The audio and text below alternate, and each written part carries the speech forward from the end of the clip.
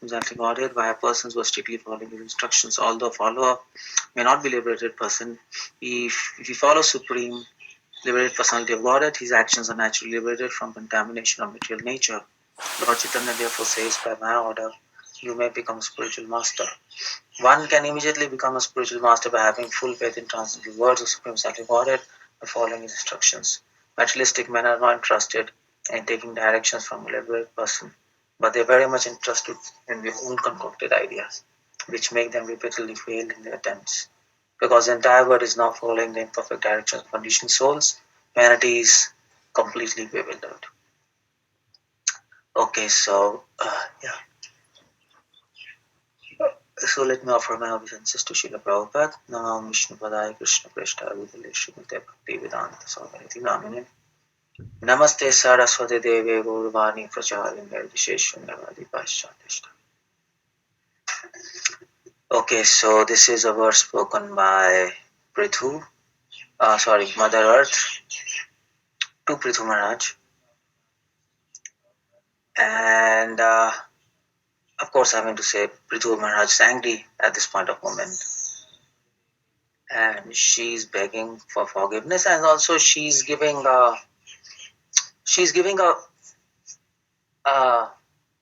what do we say, some kind of advice that how she can be useful in the service of people. That's what Prithu wanted.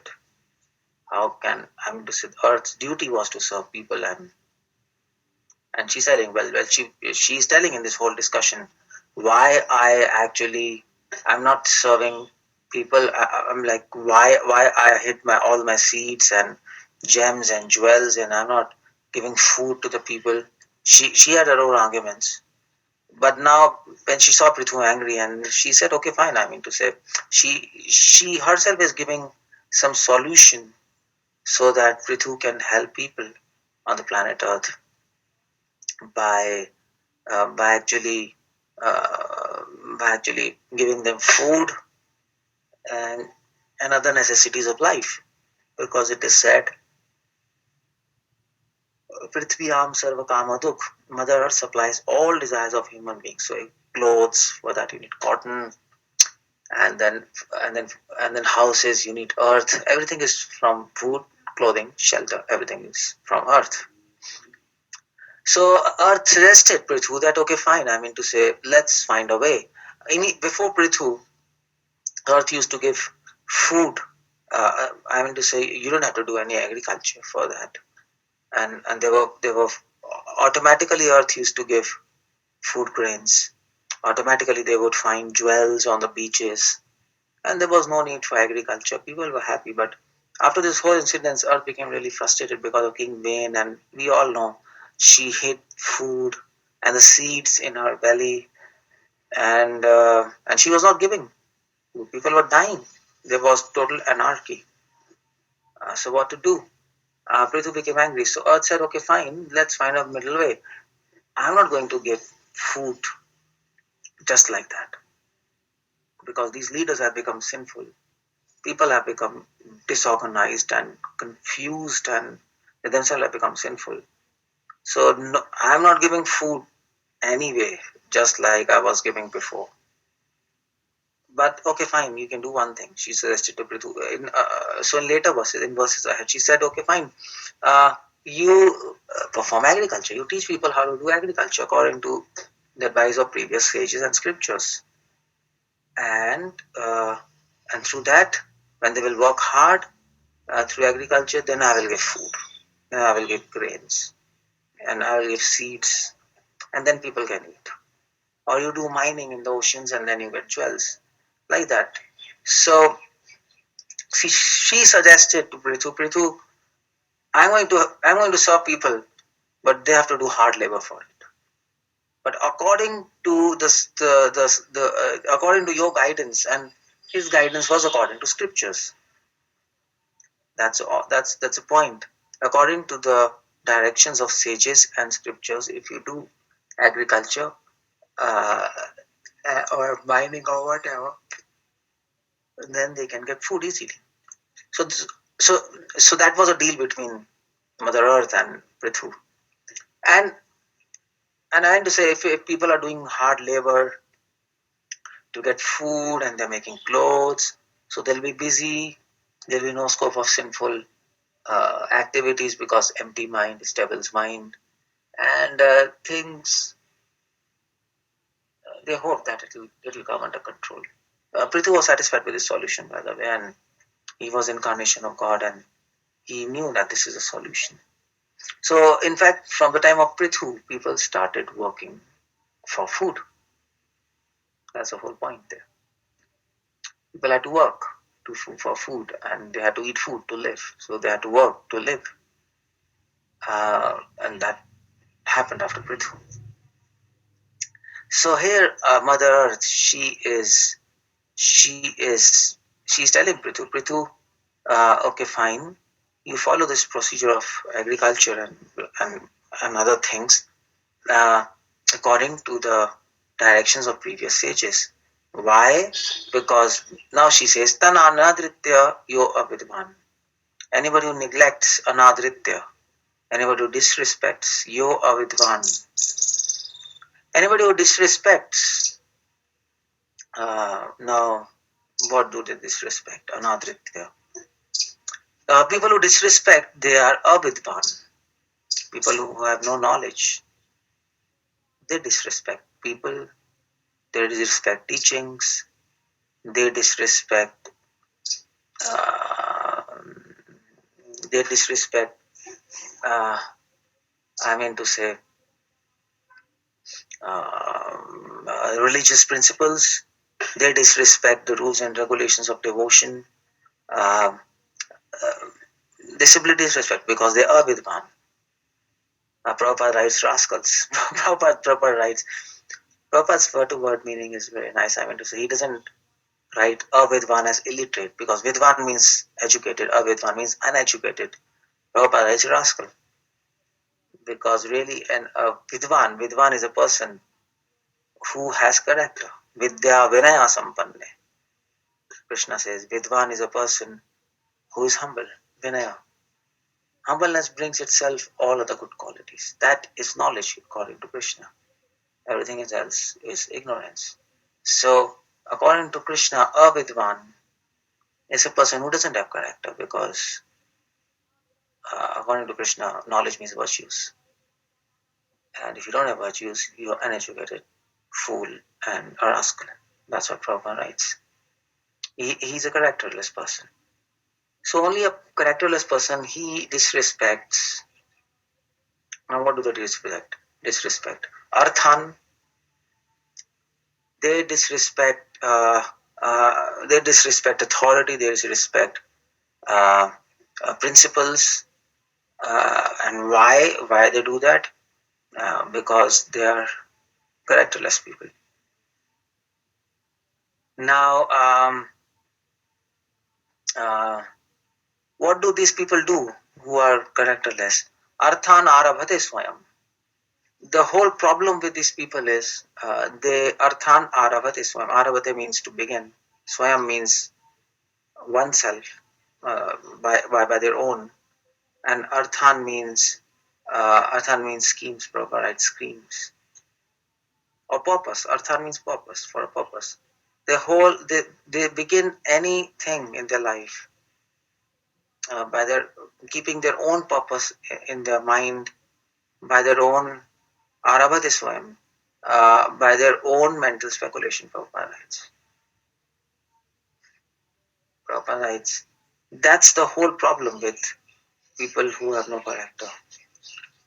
They think something, they assume something, and they begin that activity, impelled by their own materialistic desires and reflexes, basal animalistic reflexes, without thinking of any consequence, without thinking of any future problems.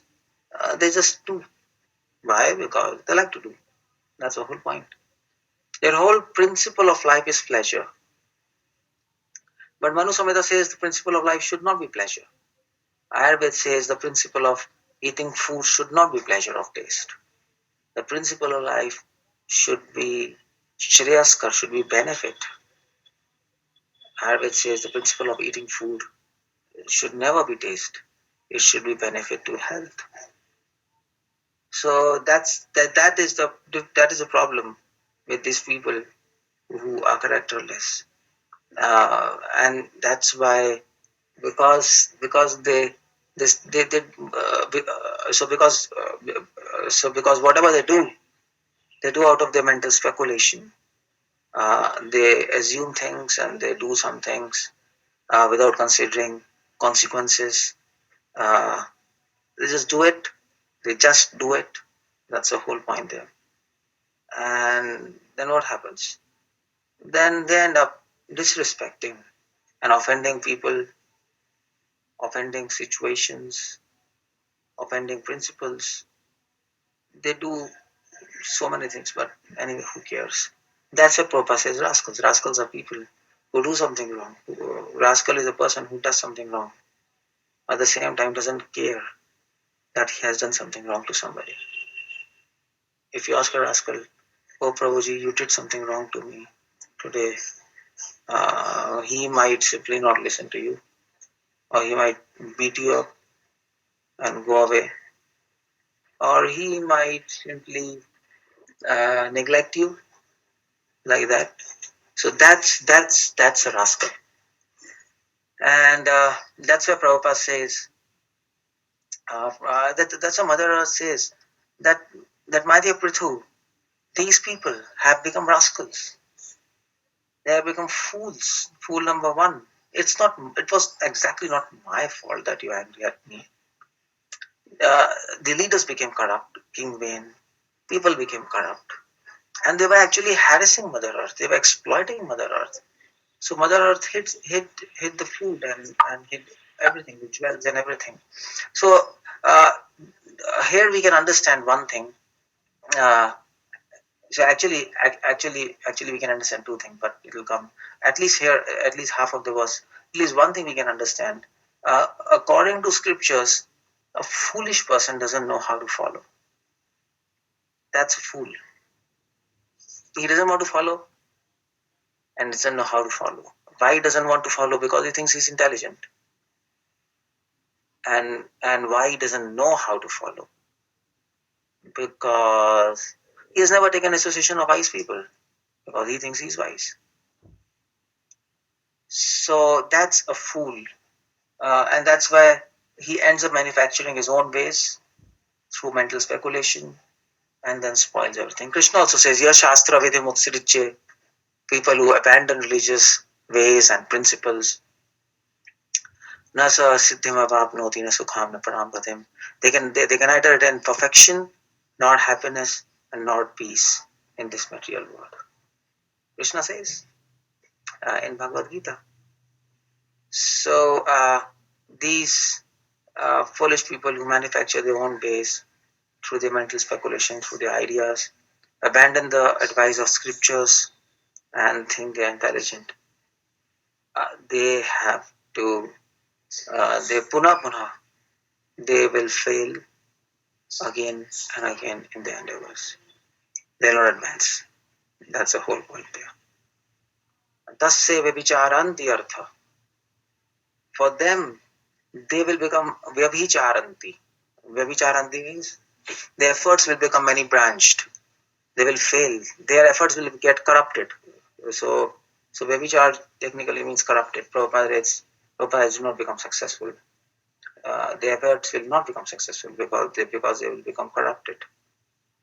And why they will become corrupted? Because of course the whole person is corrupted. That's the whole idea there. His whole mentality is corrupted, and his the entire problem lies in his character, and because of that, he can't give respect to other people's views, respect to views of scriptures and sages, and he does something on his own, and his life is spoiled. It's a very good advice, by the way.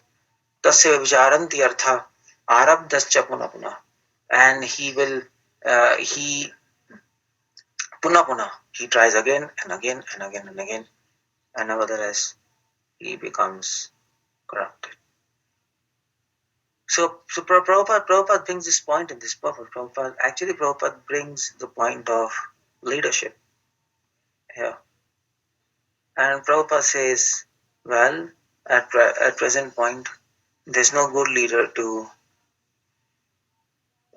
actually guide people, and that's why people are confused and the world is in chaos. Prabhupada is actually mentioning this point, and that's why tasya vyavicharanti. That's where Vyavichar means corruption. Vyavichar means prostitution.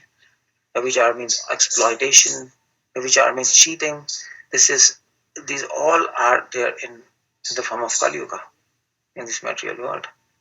So Mother Earth, she was really unhappy to see this position of people, because anyway, and her own position when she was exploited.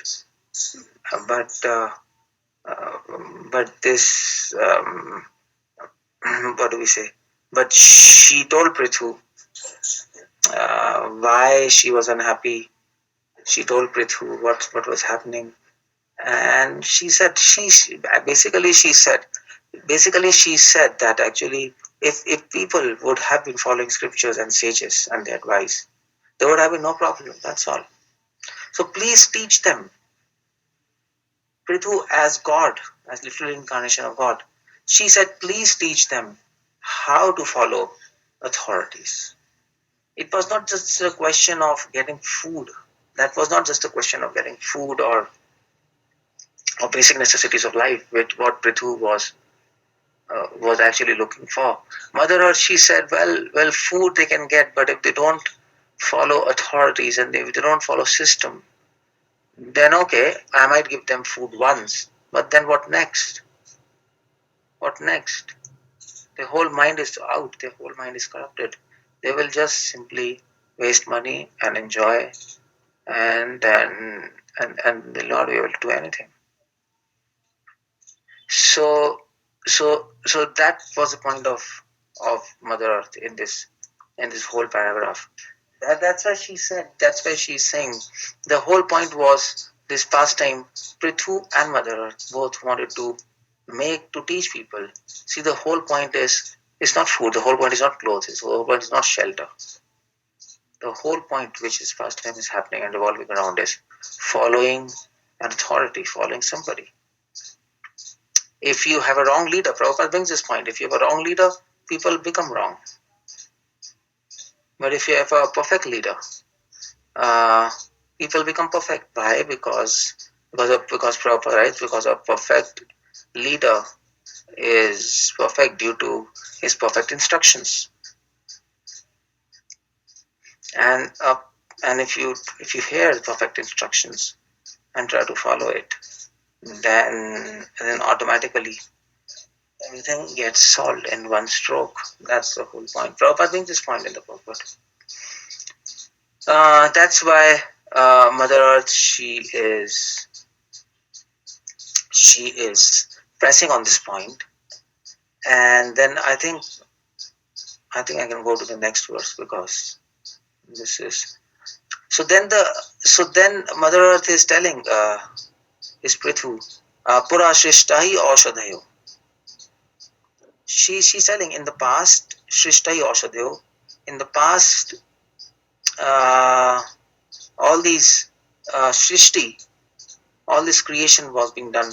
Brahmanaya Vishampate was done by Lord Brahma. So everything in this creation, king, seeds, the roots, the herbs, the grains, everything was created by Brahma in the past. But now Bhujyamana Maya Drishta Asadbhir Adhrita Vartahi. But now these same things are used. Asadbhir, people who are devoid of spiritual understanding. Adhrita Vartahi, people who are devoid of Vratai. Vratai means devoid of any kind of spiritual activities. Prabhupada is devoid of spiritual activities. Now they are the problem. Until unless we don't try to fix the solution will not come. Okay, that was a good solution. that Mother told, okay, you ask, she asked Prithu, teach them agriculture, and he actually taught them. So what now? So something he has to do. That's the whole point. So that's why here he's saying Pura Shishta Hi Aushadya Brahmana Vishampate Bhuchya Mano Magrishta Sadvedraditavardai.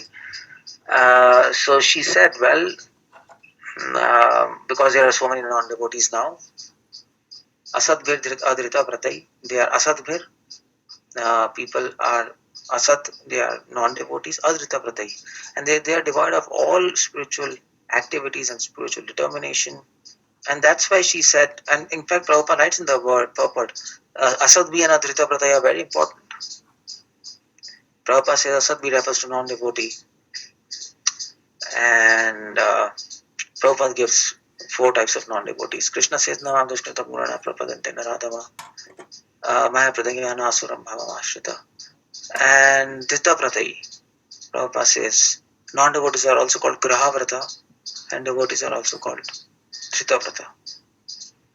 So okay, so you can come back home from your job, read this purport, meditate on this, share it with others, and then slowly all these 2 verses, and then and people like it.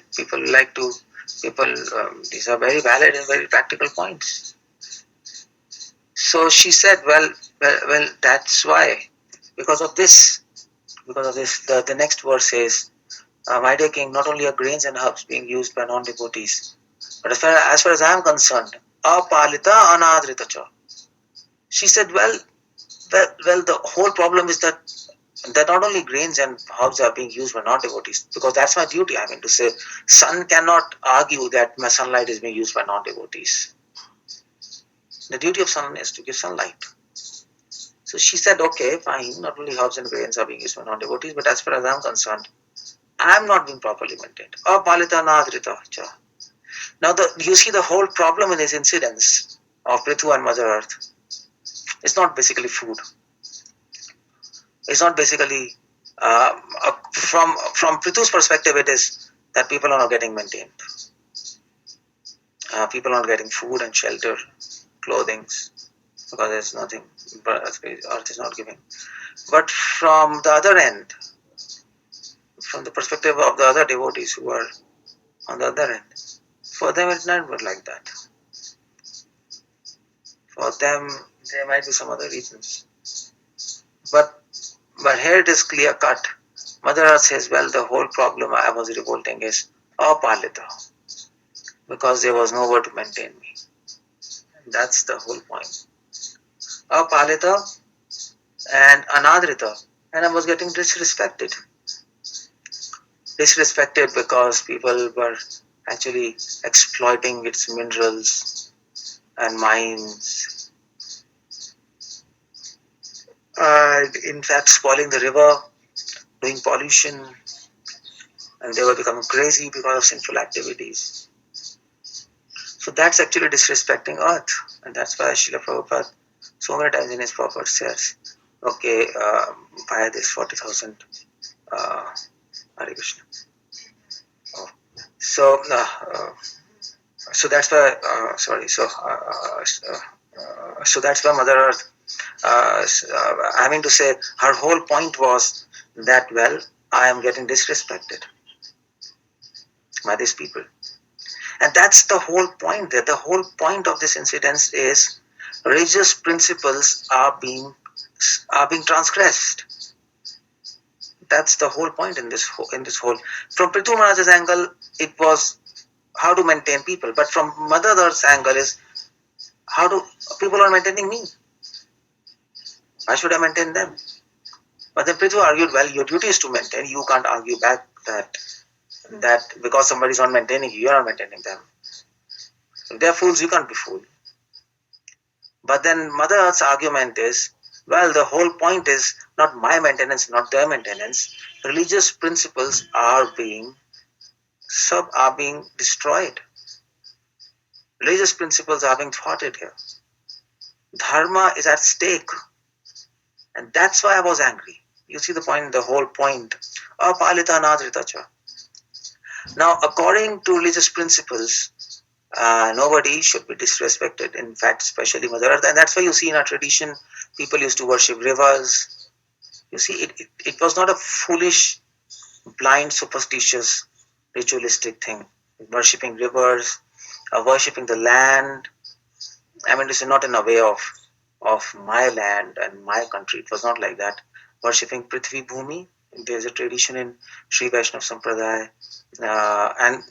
So especially there is a puja where Bhumi Pujan, you might have heard. So they used to worship Bhumi.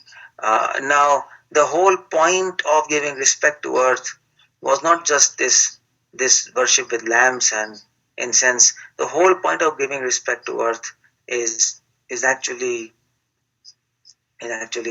uh, okay, not polluting rivers, not polluting atmosphere, and not exploiting the earth for petrol. You see, Prabhupada mentions in his purports all these things again and again. Today morning I was talking about that. And the whole point is Prabhupada is so much concerned of this because people are not respecting earth. They're exploiting earth. Especially because of industrial revolution. They're producing and producing and producing, and people are consuming and consuming and consuming, and they're not stopping. They're not giving rest to earth. So what happens? Then earth will stop giving food because when you respect Mother Earth, then she helps you. Respect is one of the main principles of dharma. And the mode of giving respect is like this. The mode of giving respect to earth is protecting protecting nature, protecting environment, protecting the rivers, so that people can live their lives nicely and they can perfect their life. So you see, Mother Earth's logic is very different. She said to Prithu, if they maintain me, I'll maintain them automatically. That's going to happen. Now, maintaining Mother Earth is if they give me respect, I'll maintain them. That will happen automatically. If you don't pollute my environment, if you don't pollute the atmosphere, if you don't do sinful activities like this, automatically you'll be sustained. If you take care of a cow, automatically you'll get milk. Isn't it? So that's why she says, apalita anadritacha. She says, well, I was not being taken care of. I am not being properly maintained. What about that? She said to Prithu, you're angry because of people, but then what about me? Instead, I am being neglected by kings. Bhavat birlo kapala kai. Chori bhute. In fact, kings are chori bhute. They have become like thieves. Kings have become thieves and rogues, and they're using yagyarthe agrasam oshadi, and they're not using grains and the materials of this material which they are providing for the purpose of performing sacrifices. They are using these yagya artha agrasam oshadai. They're using all these things for their personal sense gratification. And isn't it wrong, Prithu? Earth is asking. In other words, she's praying to Prithu, but at the same time she's asking Prithu, is it not wrong that everything should be used for service of Krishna? Yagya, Bhagavatam is explicitly clear on this point. Yagya, what's that verse?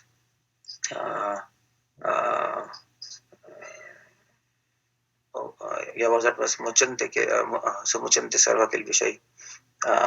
So everything should be used for yagya. What's that verse? Yagya artham. I just forgot that verse anyway.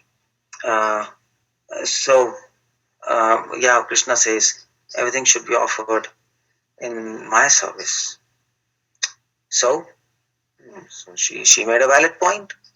She made 2 points. She's making 2 points in her prayers.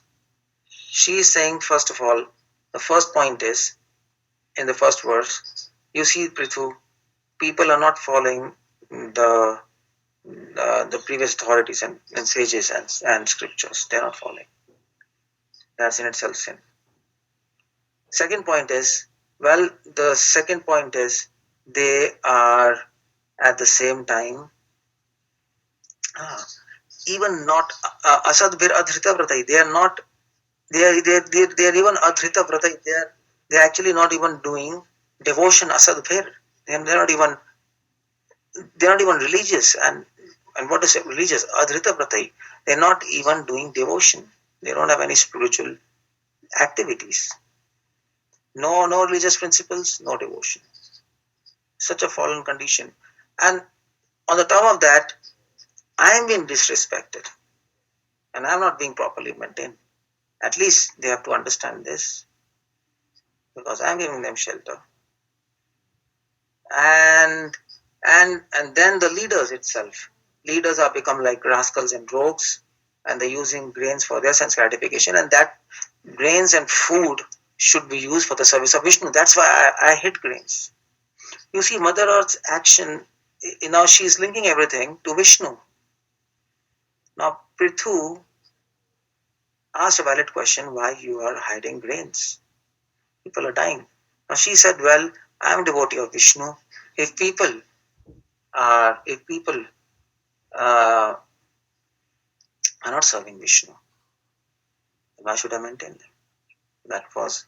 That's her whole argument. Why do they die? What's the point? They're simply burden on earth.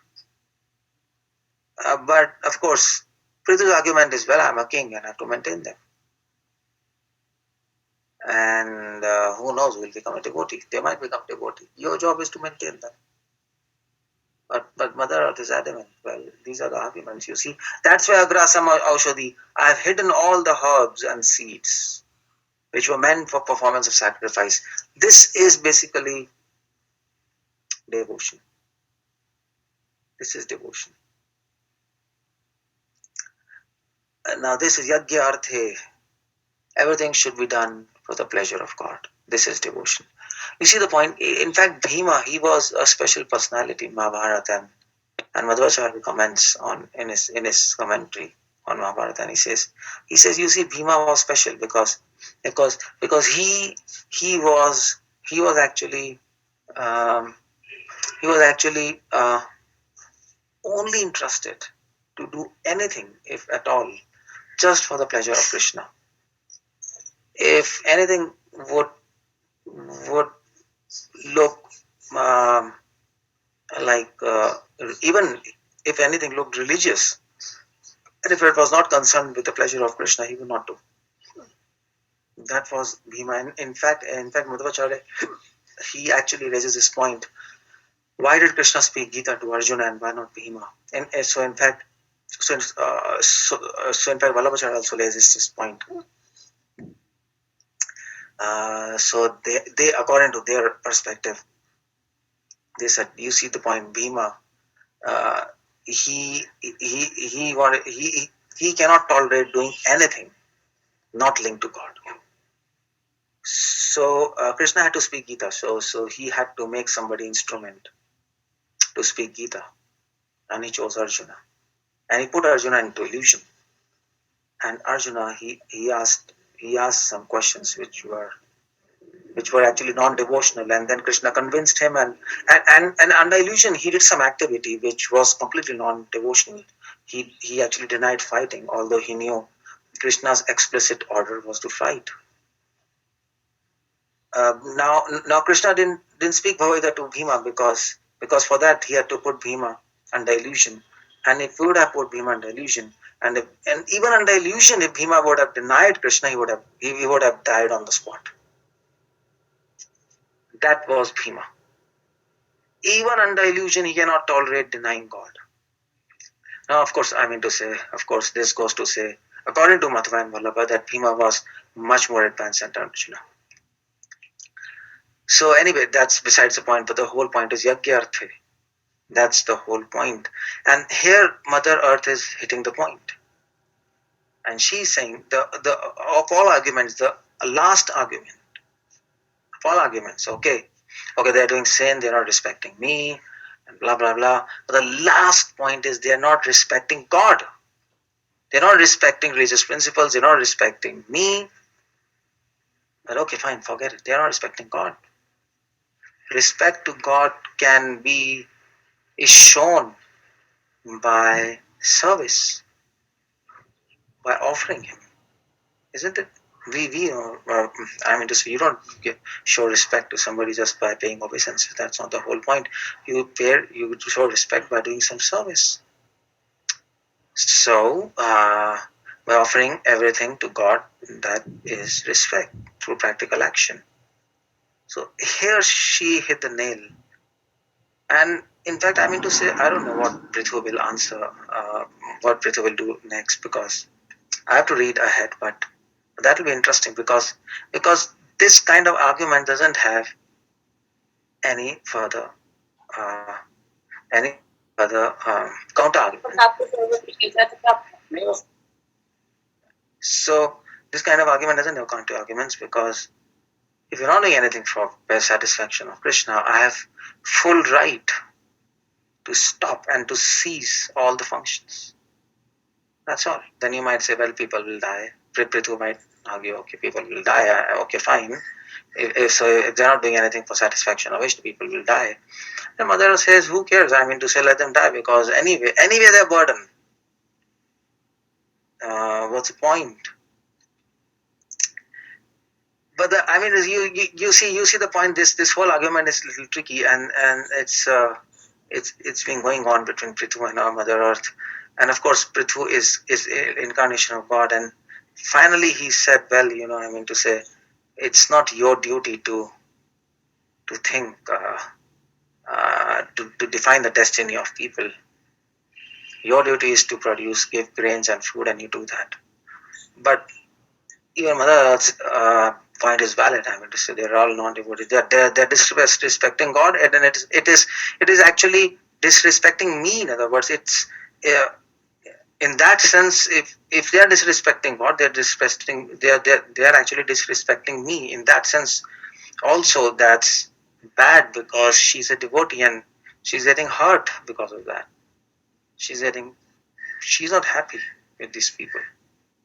And that's the whole point I want to say. And that's why you see Prabhupada again and again in his purports in third canto, fourth canto, in first and second canto especially, he brings up the point of petrol and earth and environment and pollution and abortions in Srimad Bhagavatam's purport. And in Vrindavan, so many Goswamis and all these Babajis, they say Prabhupada's purports are nonsense. He should write about Krishna. What the hell is writing about? All this earth and pollution and petrol and economy and money, and what's this? Because he was a businessman, that's why he's doing that. At least Gaudiya Math people say like that, but I mean to some of them. But at the same time, Prabhupada is a pure devotee and he understands what's Bhagavatam, and this whole argument of Prithu and Mother Earth, it's like that. Mother Earth is a devotee of Krishna. Satyabhama is a presiding deity of Mother Earth. She's wife of Krishna. She got married with God in incarnation of Varaha. When Varaha they lifted Mother Earth, and they were married, and they got a child, Bhamasur. Of course, he became demon afterwards because of bad association, and Krishna killed him. But anyway, they got a child. So God is her husband and a devotee, and she's pained. She's hurt, and these grounds are enough to actually take some practical action, and she took practical action. She hurt. She actually hid all the food, agrasam, aushadhi, and the herbs, both of them. She hid the seeds and the herbs, aushadhi, and people were dying because of hunger, and they were simply starving. That's all. And Prabhupada makes a point: if the government doesn't take any step, and if they simply make huge arrangements for industrial and agriculture products, but all these products are not offered to God, people will simply die because of starvation and diseases. That's what will happen. So, yeah. But then, of course, if you read afterwards, Mother Earth will recommend. I mean to say, okay, so let's go to next verse, and there I'll end there. Mother Earth says, "Nunam ta viruddha kshina." Mother Earth says, "Mai kalena bhuyasa." Mother Earth says, well, all these, uh, all these viruddha kshina, all these herbs and all these grains. So viruddha kshina, they are inside me and they are getting decayed.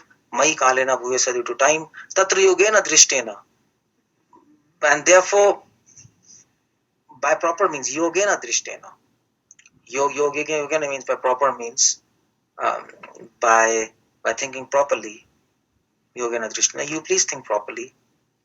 Thinking properly means you think according to acharyas and shastras and the recommended procedure. Bhavana adatum arhati, and you please teach them how to produce food according to scriptures.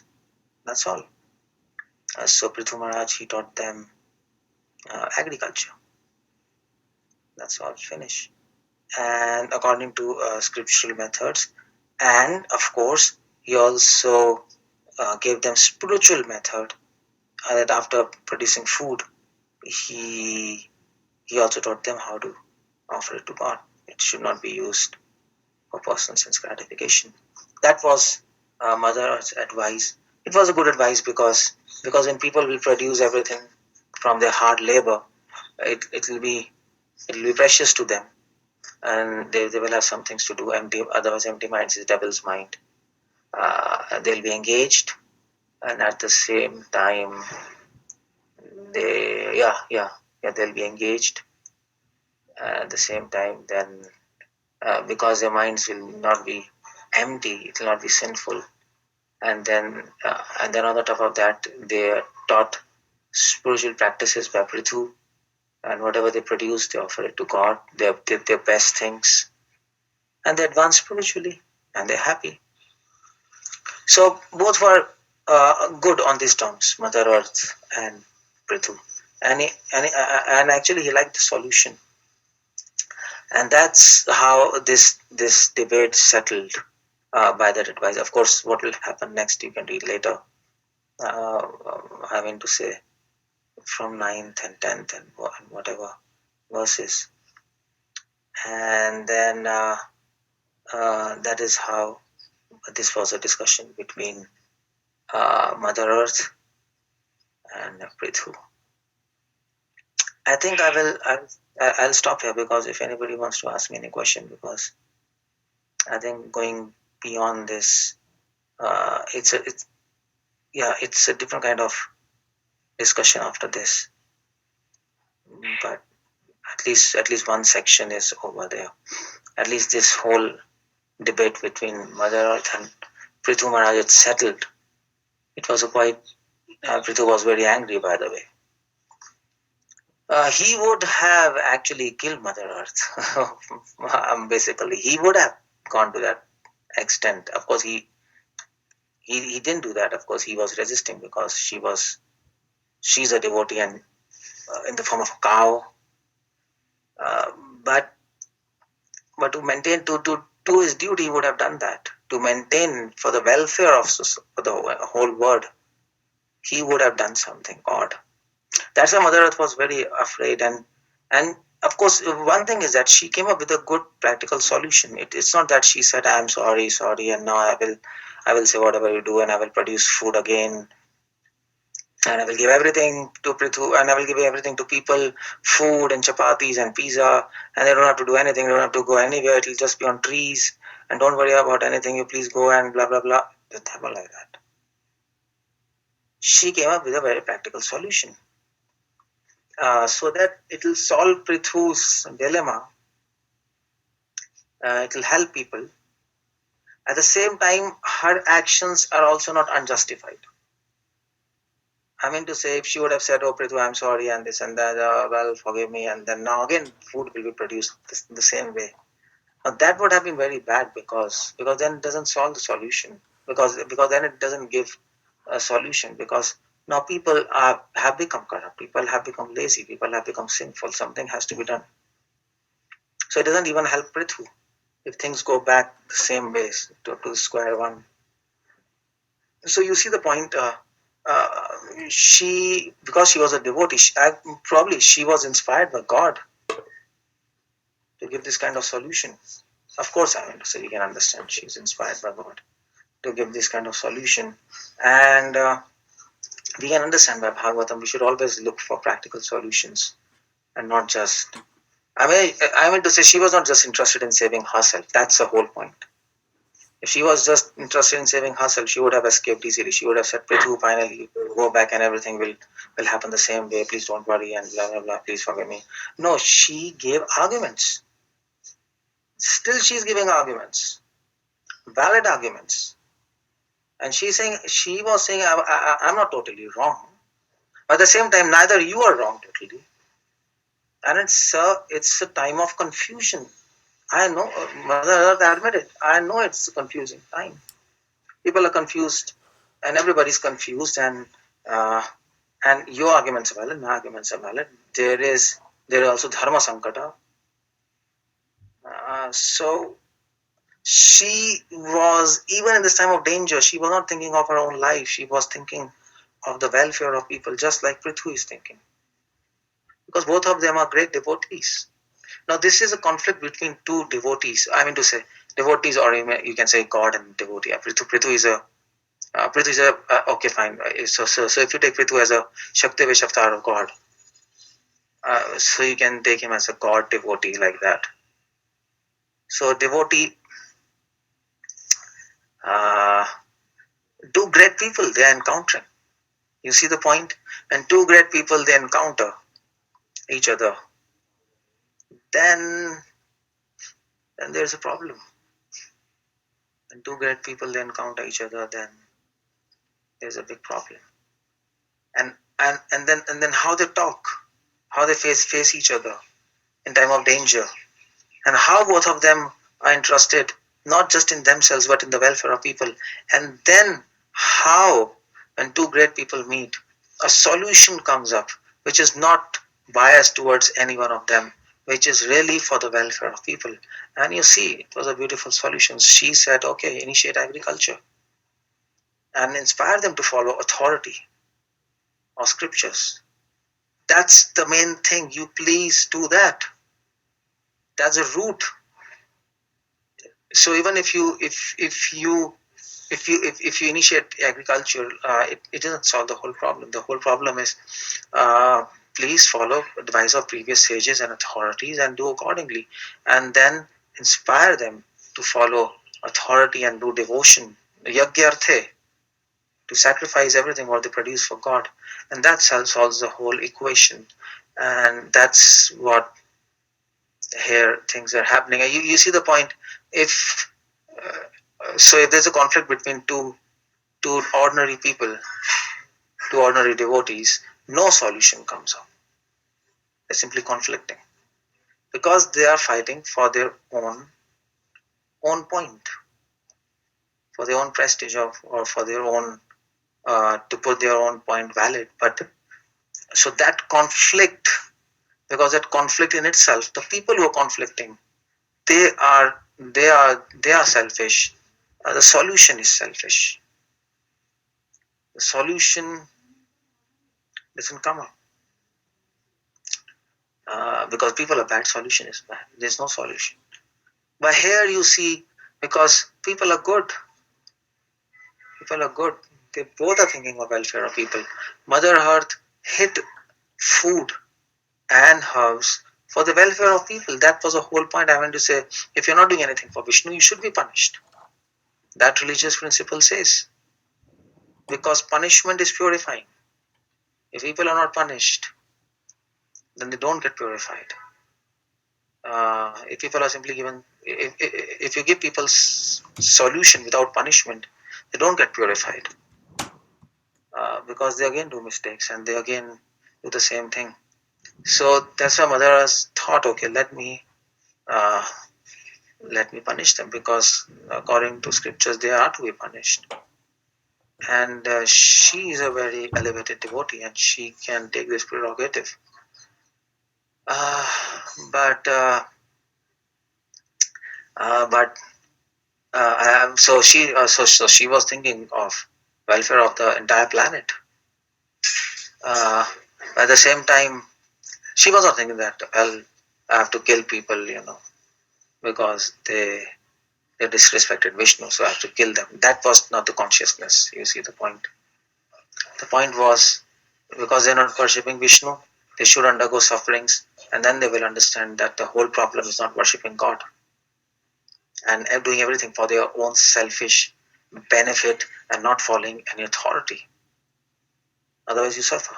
That kind of experience, that kind of result, they have to understand. This happens because of this. They do this, this will happen, and then they get okay. Then they get purified. Then they accept solutions. Um, so she was thinking of welfare of people. Prithu, he was thinking of welfare of people. Of course, his incarnation was for the welfare and protecting people. So both are thinking to protect people, but then what's happening? Why they're debating? That's the whole point, isn't it? Isn't it? I mean, both have a common interest, but then both are debating. So that also happens sometimes. Two devotees have common interest for preaching and everything, but then they're still fighting. They're still debating with each other. The whole idea is okay, you have to protect people, but how? How to do that? And that's a debate. It's not that why you have to protect people. That's okay, fine. That is assumed. But how? That was a question here. And Prithu had a solution. Okay, chastise Mother Earth and get back food. Mother Earth thought of one solution: hide everything. And then the both of them came together. They had a debate, pretty hot debate, and there was some drama. And then they came up with a third solution. And the solution was, okay, install agriculture. And then ask them to offer everything to God, whatever they produce by their hard labor. And then when they will offer it to God, they will offer it with devotion because they produced that thing by their own labor. It's not for free. It will be with emotions and with the hard labor in that food, which God will accept. So the third solution was the best solution. So you see the point where when two great people meet, although they might fight and they might have debates, but the whole point is a good solution comes out of it, which benefits the entire world. When two foolish people meet, neither they do benefit for themselves and leave for benefiting the entire world because they're fools. Their whole debate is very personal debate. So this is the whole incidence of Prithvi and Mother Earth. We can learn so many things from this incidence, practical things. Yeah, practical things. The first is you should obey. We should always obey leaders and authorities and wise people. We should not speculate anything by our own mind. And there's so many points I spoke. I mean, we can also learn that uh, that actually debating is not bad, but that debate should be not for selfish interest, but for the welfare of the entire community and the people. And then that debate is good debate, even though externally it might look pretty harsh, but fine until unless the intention of both of them is to help and preach and okay, have a debate and have an argument and then come up with a solution. The whole point of debate is not to defeat somebody. That kind of debate is called Vitanda. That kind of argument to defeat somebody, it's a bad debate. The whole idea of debate, argument, is to come up with a practical solution which will help everybody. And that solution might not be yours, that solution might not be his, that solution might be completely a different solution. That also we should keep in mind open. It's not that you are right or I am right or which solution we have to apply, yours or mine. No, neither. Completely different solution. Uh, until unless it helps people, fine. Who cares if it is your solution or my solution? It should help people. So that we learn from this whole incidence. There's so many things to learn, and I think you can hear this. I mean to say, you can hear this lecture again or whatever. There's a point of learn of respect. We should learn how to respect great people, and the mode of respect is different for different people. Like, or you respect the earth by not polluting her, not polluting a river, and by not exploiting petrol, by respecting her Lord, her Master Vishnu. We respect Mother Earth like that. So I think you can all revise these verses. They're beautiful verses. If any questions anybody wants to ask, I am done. Hare Krishna, Srila Prabhupada ki jai.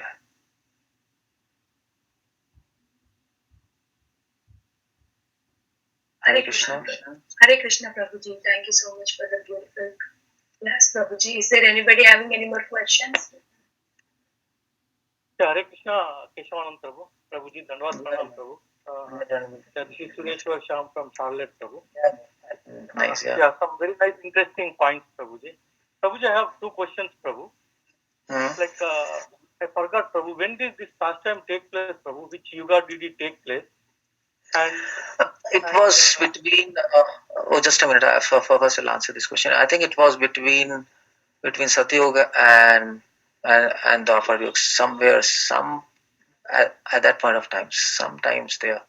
But actually, some research has to be done exactly when. But we think that it should be at the transition of Satyuga and Dwapar Yuga, like that. But whether it happened in this kalpa or previous kalpa, we don't have much idea. I think some research has to be done. Yeah. Okay, Prabhuji. Thank you, Prabhuji. Prabhuji, one more thing. In Bhagavad Gita, Krishna says, right, in I think 4th chapter, Chaturvarna Maya system. So he's already saying, right, Prabhu, he is creating the 4 classes of people. And for Vaishya, it's farming and cow protection is the main occupation. So farming is already defined, right, Prabhuji, in the scriptures. No, farming. So in Satyuga, nobody used to do farming. In Satyuga, there was no Chaturvarnamaya system. There was just one caste. There was just Paramahamsas. There was no Kshatriyas, no Brahmanas, nothing. There was just simply Paramahamsas in Satyuga, because everybody was perfect. But then this whole system of Varnashram, it started from Dwapar or sort of Satyuga, from Treta Yuga. So it started from Treta Yuga. And that's why we are presuming that this whole incident happened between Satyuga and Treta somewhere, or Satyuga and Dwapar, whatever you can. I mean to say, just at the end of Satyuga. Hare Krishna. Yeah. Thank you, Prabhuji. Prabhuji, one more question. You were saying you were talking a little bit briefly about avidya, right, Prabhu, that rascals. Prabhuji, sometimes we see those unintelligent people also are very focused, Prabhu. Like that verse in the 2nd chapter which says, I forgot, Prabhu, exactly that verse which says in 2nd chapter, there people who are in the path of devotional, their purpose is resolute, right? But we see these people who are not on devotional path also many times, having very resolute purpose, Prabhu. Like No, it's not that. No, that's why I told Prabhupada defines Vidwana as rascal. He says these people have no character. Knowledge means virtues. Knowledge doesn't means focus. Focus can be in Rajagun also, which these useless people they have, non-devotees. But we're not talking about focus. Just we are talking about virtues. One of the virtue is focus, but then the whole point is that virtue, which you point of which when you define focus, then you have to focus on a right goal. But then there are virtues of humbleness, there are virtues of simplicity. But these people are characterized people. They are into sex, they are into exploitation, they are into enviousness and all these things. Most of these scientists, they are all drinking. And Richard Feynman, he was, he used to go to striptease clubs and he used to see naked girls and write equations. He was the second Einstein. Now, scientists, they don't care about character and virtues. Who cares for that? So that's what Krishna says. Krishna says in 13th chapter Bhagavatam, I consider this as knowledge. Amanitvam, Adam, Vitvam, Shantir, Arjavam. Isn't it all these qualities? He says this is knowledge, otherwise everything is ignorance. So Vidwan means who has virtues. Vidya, Vinaya, Sampanne. Vidya means Vinaya. Vidya means all the qualities starting from humbleness and extra and then 1, 2, 3, 4, 5, 6, 7, 8, 9, 10, whatever. 13, 19 qualities, virtues, which Gita says. So that is wisdom. That is knowledge. That is Vidwan. Otherwise, he's fool. Number one. You see the point there?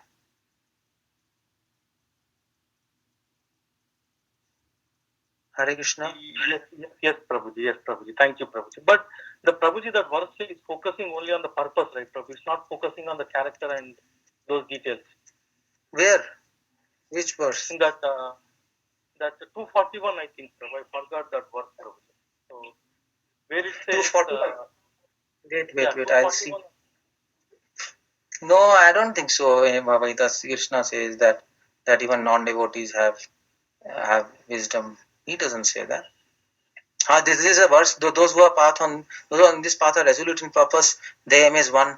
Will able to child the intelligence of those who are irresolute is many branched. Yeah, okay, fine. That is a point which Krishna is making. That those who are on this path, their goal is one. They are focused on the goal. This is one of the qualities of this is one of the qualities of an intelligent person, but this is not the quality of intelligent person. There are many other qualities. This is one of the qualities of all other qualities. But then this quality of being focused, non-devotees might also have. But then this doesn't make them Vidwan because what about other qualities? So just like you might have intelligence, and a criminal might also have intelligence, but then simply having intelligence doesn't make a criminal a good man. So that's the whole point. Krishna is just making a point that people who are on this path, their purpose is one, but people who are not on this path, their intelligence is many branched. Their intelligence is many branched. Of course, you can say, well, sometimes you find people who are non-devotees, but their intelligence is totally fixed on their goal, earning money or something. That can be, but at the same time, the intelligence is many branched because as far as their character is concerned, their intelligence is many branched. They are thinking of mind, they are thinking of women, they are thinking of exploitation, they are thinking of so many things behind their goal, which is for selfishness.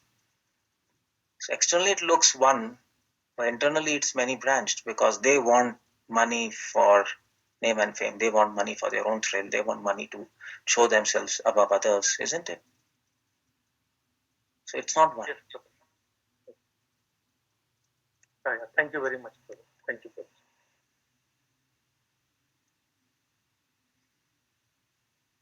Prabhuji. Hare Krishna, Prabhuji. I have one question.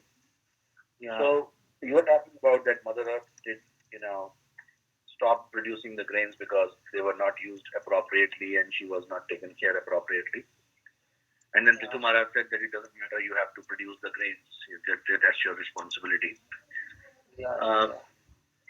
My understanding or the thing I'm trying to conclude out of it is that if I place myself in place of Mother Earth and I see things which are not going correctly, not according to me, but according to what other devotees or senior Vaishnavas are also saying in the society, community, temple, wherever it is, should we let it go because our responsibility is to do what we are doing and not concerned about how others are doing it, or should we fight to correct that? How do we take it in practical implication, Okay, yeah. So see the whole point here. That's it's a very good question. So that's the whole point this incident is teaching us.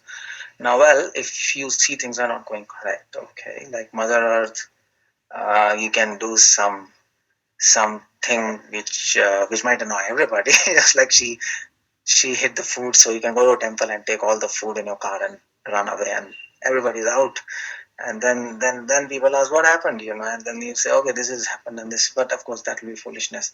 Anyway, I'm joking. The whole point is, if senior Vaishnavas are doing something, should we come out and speak and try to stop it and correct it or not? Just like Mother Earth, things were going wrong, she took some action. But then what happened? Prithu became angry. I mean to say, if you consider him as senior Vaishnava, he became angry. There was a debate. And then what happened? Something good came out of that debate. Because neither Prithu Maharaj's solution was good, neither a Mother Earth solution was good. Prithu Maharaj's solution was you give food. That was not a good solution, because people became sinful and lazy, and if they would have got food, and they are already lazy and sinful, they get food and they become more evil without hard labor. And neither Earth solution was good, hiding. Now, after debate, they got a good solution. Okay, agriculture. Now the whole point is, should we do this in practical life? Well, it depends on the wisdom. Sometimes you have to do, sometimes you don't. Now we have to see the situation, because if you think that things are very serious, so one factor is you have to see the consequences of what's going to happen. Now Mother Earth saw the consequence. Things were wild and things were crazy, and the whole population would have gone to hell because of doing all these things. She had to take some major step, and this was a step she thought. And she knew that if she would that if she takes this drastic step, something would happen, and it happened.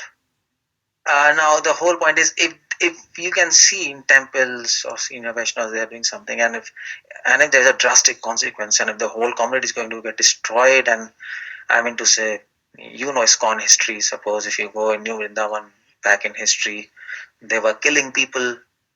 There were weird things happening, and nobody did anything.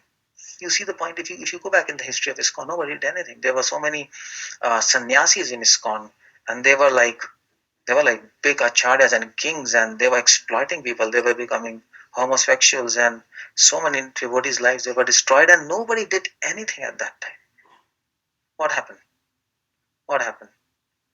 There is a dark period in ISKCON history, and it completely shattered the movement, the spirit. People were so confused for so many years, and still they're confused. Because nobody did anything. Why? Because they were seniors. They were GBCs, they were sannyasis. How can you do anything? Now, at that level, you see the point. At that level, so I mean to say, to do anything against a sannyasi at that time in 80s, so in the beginning of 80s, it was a big thing, because they were like kings. Nobody could dare to speak against them. And of course, that was the problem in ISKCON, which happened because they were kings and nobody could speak, and they got mad.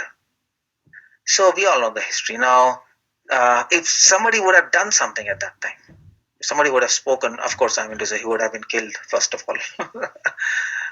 It was a dangerous time. But if somebody would have done something, if somebody would have dared and done something, things would have stopped. They would have been corrected, and something would have happened. And the chaos which we are facing now, to a certain level, it would not have occurred. But it happened. Nobody did anything. So the whole point is, the wisdom is, you have to judge by consequences. If the consequence, if you see, you have to foresee in future, if the consequence of whatever happening in the temple because of senior devotees or whatever, if that consequence is going to be very bad, and it would just shatter the community and would bring consequences and effects for many years altogether, you must do something. Otherwise we'll be implicated in sinful reactions with them.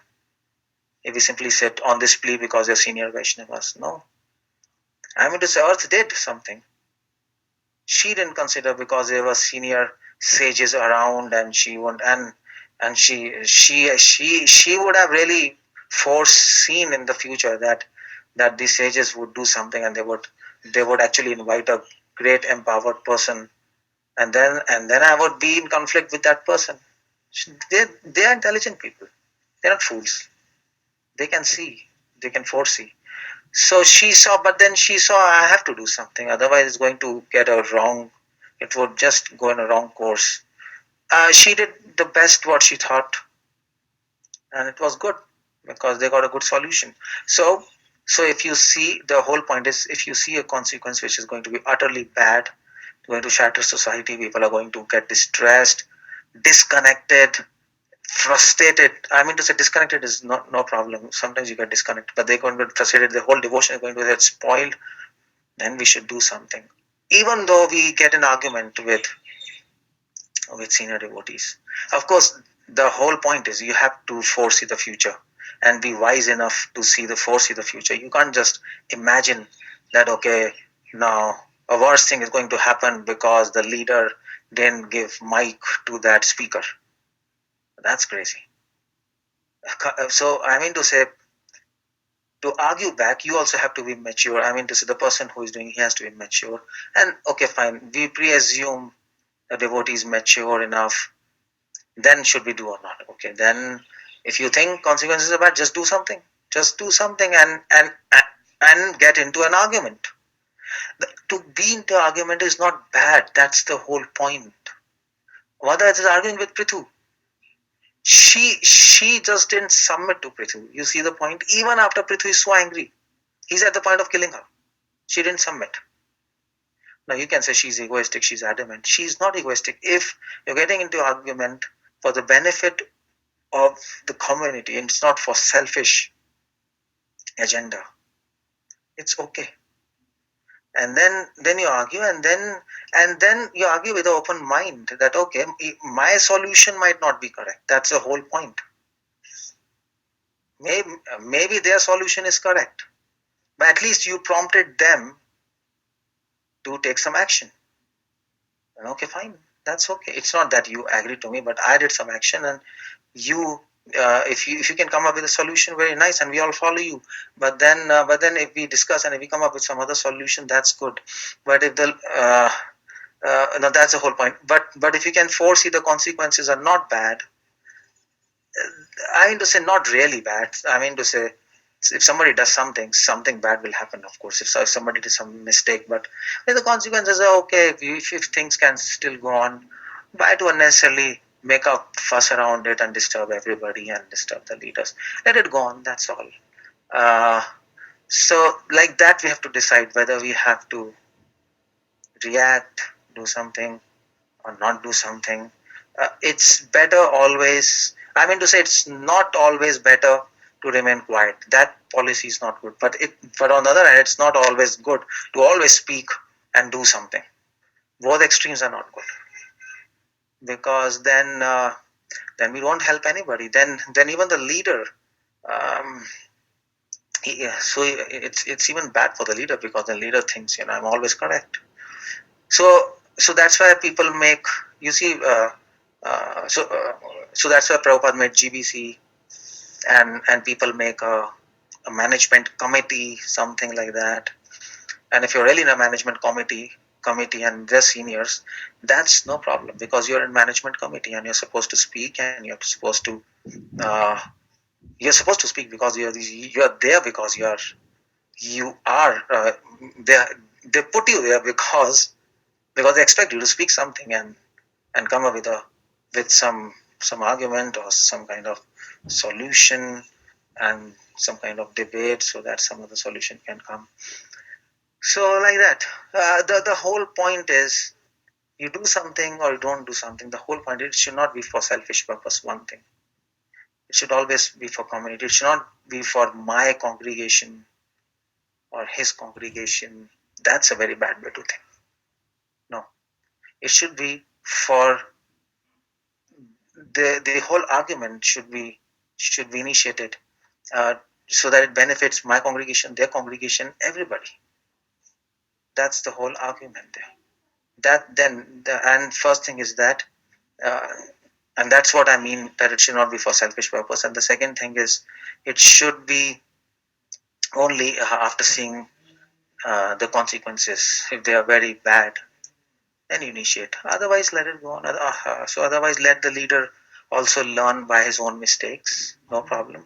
People don't learn also if they don't do mistakes, isn't it? So we also have to allow people to do mistakes. Otherwise, how they will learn?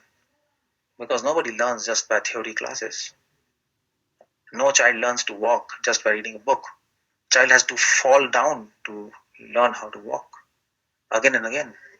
So, so we have to allow them also to do mistakes. Okay, if you think that they are doing mistakes, okay, no problem, allow them. So they'll learn. And but if you think it's really bad and if everything is going to crash, then do something. That, I think that's how I see whether you have to do something or not. And Earth saw that.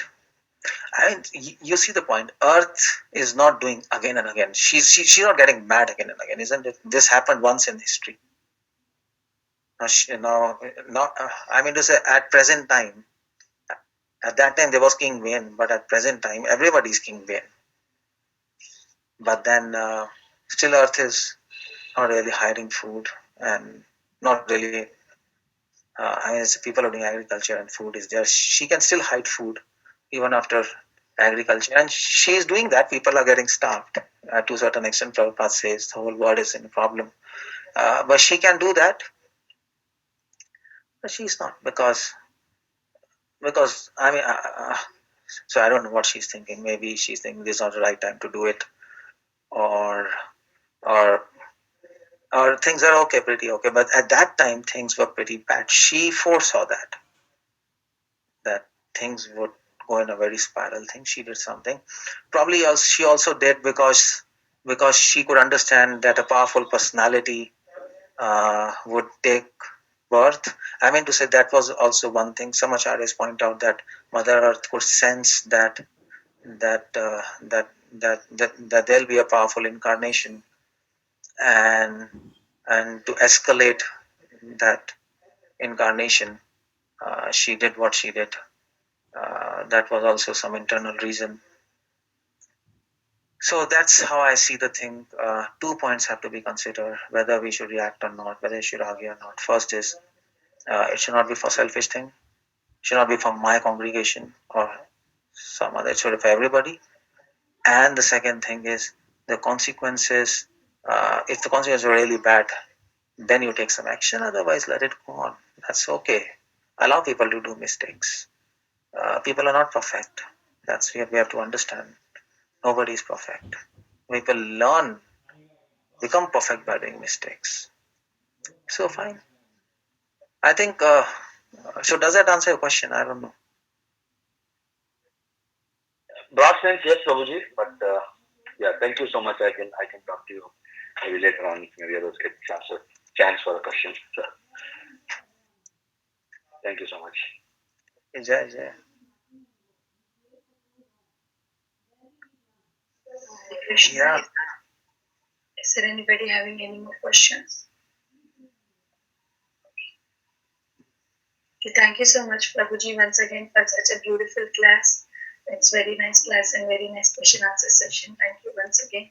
If there are no more questions or realizations, we would like to end the call here by reciting Vanchakal. I would like to offer my obeisances to Prabhuji and all the Vaishnavas. वाञ्छकल्पतरुभ्यस्य कृपा सिन्धुभ्य एव च पतितानां पावनेभ्यो वैष्णवेभ्यो नमो नमः। अनंत कोटि वैष्णव वृंद की जय। नामाचार्य श्री हरिदास ठाकुर की जय। शीला प्रभुपाद की जय।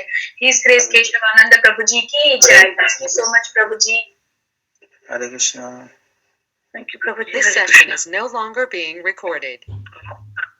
Thank you Prabhu ji.